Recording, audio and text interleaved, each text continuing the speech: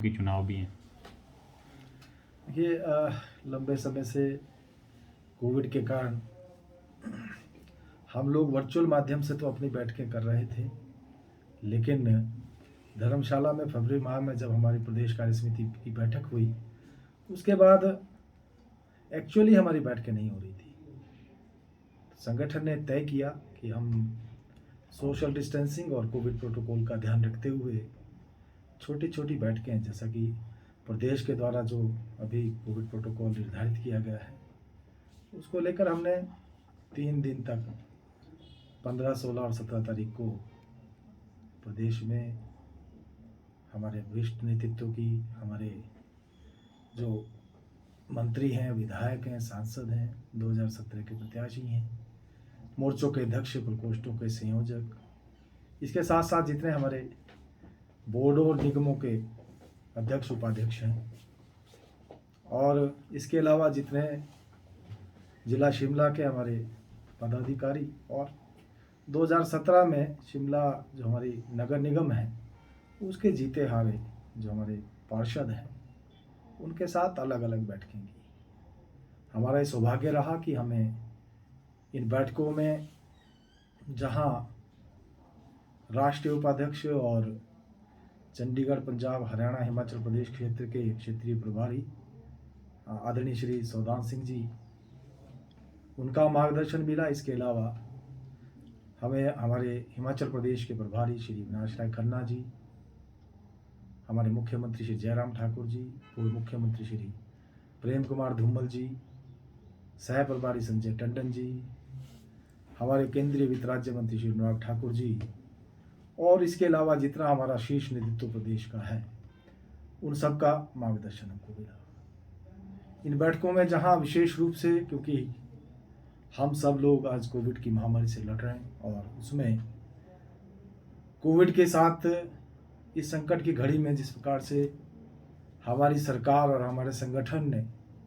बहुत बढ़िया ढंग से काम किया, प्रदेश की सरकार ने भी इस महामारी से लड़ने में जहां बहुत अच्छे ढंग से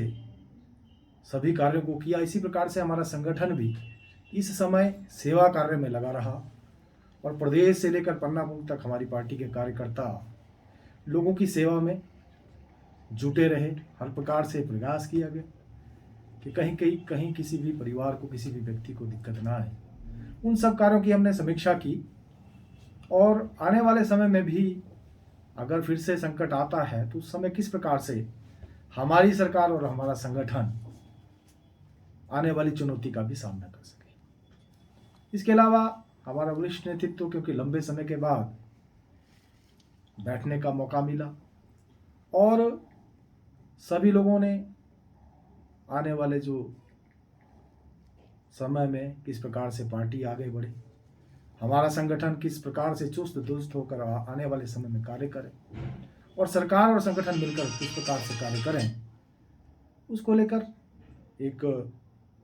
रोड मैप तैयार करने का प्रयास किया गया। साथ ही साथ हमारे जो मंत्रीगण हैं, विधायक हैं, सांसद हैं, 2017 के प्रत्याशी, किस प्रकार से पिछले 3 वर्षों के दौरान उन्होंने अपने अपने क्षेत्रों में कार्य किया, जो भी उपलब्धियां उन्होंने अर्जित की, कितने विकासात्मक कार्य उनके क्षेत्रों में हुए, उनका एक खाका तैयार करके उन्हें प्रदेश को भी सौंपा है, और अपने पास भी उनके पास इस बात की जानकारी हर समय उपलब्ध रहे, क्योंकि हम जानते हैं कि हर बात को हर समय याद रखना मुश्किल होता है। जब एक बुकलेट के रूप में एक उनके पास हर समय जो जो कार्य उनके क्षेत्रों में, चाहे वो केंद्र की सरकार द्वारा हुए या प्रदेश की सरकार के द्वारा हुए, और जो भी काम हुए, विकासात्मक काम हुए, दूसरे काम हुए, उन सब का एक रिपोर्ट कार्ड हमारे जितने भी 2017 के प्रत्याशी हैं उन्होंने तैयार करके प्रदेश को भी प्रेषित किया। और इसके साथ साथ हमारे जो मोर्चों के अध्यक्ष हैं, हमारे जो आगामी कार्यक्रम हमारे 7 मोर्चे करने वाले हैं, उसमें चाहे युवा मोर्चा है,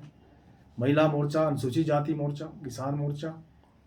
हमारा ओबीसी मोर्चा है, CST मोर्चा, सभी लोग आने वाली चुनौतियों में किस प्रकार से कार्य करेंगे उस दृष्टि से भी उनके साथ विचार विमर्श किया गया। और हमारे जो प्रकोष्ठ हैं, प्रदेश में हमारे 17 प्रकोष्ठ हैं, जिसमें से 14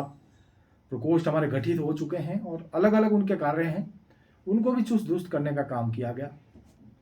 जितने हमारे बोर्डों और निगमों के चेयरमैन वाइस चेयरमैन हैं, किस प्रकार से अभी तक उनके अपने अपने निगमों और बोर्डों में कार्य हो रहे हैं, उसकी समीक्षा और किस प्रकार से वो सरकार को सहयोग कर सकते हैं, उनके साथ भी उस पर काफ़ी लंबी वार्ता और विचार विमर्श हमने किया। इसके अलावा जिला शिमला, जहाँ पर कि बहुत जल्दी हमारे अगले वर्ष लगभग इसी समय पर कॉरपोरेशन के चुनाव हो रहे हैं, तो हमने हमारे जितने भी जीते हारे जो भी पार्षद थे उनके साथ भी किस प्रकार से हमको इस नगर निगम के चुनाव में आगे बढ़ना है और जो जो काम उन्होंने भी अपने अपने वार्डों में किया है। ये हम जानते हैं कि शिमला की जो नगर निगम है उसने भी जो 4 वर्ष का कार्यकाल पूर्ण हुआ उसमें बहुत बढ़िया काम किया और आज स्मार्ट सिटी के तहत या अन्य मदों से भी जो कई हजार करोड़ रुपए के काम शिमला में चले हुए हैं। तो उस दृष्टि से आने वाली चुनौती के लिए, कॉरपोरेशन के चुनाव के लिए और 2022 में भी हम फिर से मिशन रिपीट को कामयाब कर सकें, उस दृष्टि से हमने ये छोटी छोटी बैठकें पिछले 3 दिनों में की हैं। उपचुनाव भी हैं सर, उसको लेकर कोई रणनीति तैयार की गई हो, क्योंकि बहुत जल्दी अनाउंस हो सकते हैं? देखिए, जहाँ तक उपचुनाव की बात है, हमारी चाहे फतेहपुर की बात है, मंडी की बात है या जुब्बल नावरकोटखाई, जहाँ हमारे यहाँ से जो लोकप्रिय विधायक और हमारे चीफ विप श्री नरेंद्र बरागटा जी का पिछले दिनों देहांत हो गया, तो जहाँ हमने फतेहपुर और मंडी के लिए पहले से ही अपने सरकार के प्रभारी और संगठन के प्रभारी नियुक्त कर दिए थे, हमने जुब्बल नावरकोटखाई के लिए भी श्री सुरेश भारद्वाज जी, जो हमारे शहरी विकास मंत्री और शिमला के लोकप्रिय विधायक हैं, उनको प्रभारी बनाया है। इसके अलावा श्री सुखराम चौधरी जी और श्री डॉक्टर राजीव सहजल जी, उनको सह प्रभारी के रूप में सरकार की ओर से, और डॉक्टर राजीव बिंदल जी, जो कि पूर्व में विधानसभा के अध्यक्ष रहे, उनको संगठन की दृष्टि से वहाँ पर संयोजक लगाया गया है। हम इस चुनाव के लिए भी किस प्रकार से हमको आगे बढ़ना है और तीनों जगह हम जीत हासिल कर सकें, उसके लिए विचार विमर्श किया गया। निश्चित रूप से फतेहपुर और मंडी में हमने कार्य शुरू कर दिया था, लेकिन बीच में क्योंकि कोविड आ गया, कोविड के कारण हमको सब कुछ स्टैंड स्टिल करना पड़ा। लेकिन अब जैसे जैसे धीरे धीरे स्थिति सामान्य हो रही है, तो निश्चित रूप से तीनों जगह के लिए संगठन और सरकार दोनों मिलकर कार्य करेंगे और मुझे विश्वास है कि हम इस चुनौती का भी मिलकर सामना करेंगे।